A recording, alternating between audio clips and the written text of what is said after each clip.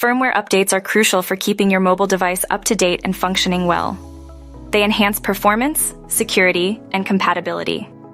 Regular updates ensure your device runs smoothly without glitches or vulnerabilities. Unlocking bootloaders gives you more control over your device, allowing for custom ROM installations and rooting. However, it can void your warranty and expose your device to security risks. Weigh the benefits and risks carefully. Recovery mode helps troubleshoot and fix common issues like software crashes or boot loops. You can perform essential tasks such as factory resets, clearing cache partitions, and installing firmware updates.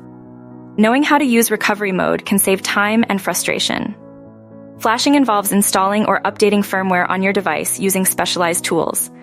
It allows for custom ROM installations, software updates, and recovering brick devices.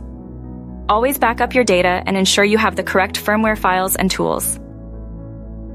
Rooting grants administrative privileges for deeper system modifications. However, it can void your warranty and introduce security vulnerabilities.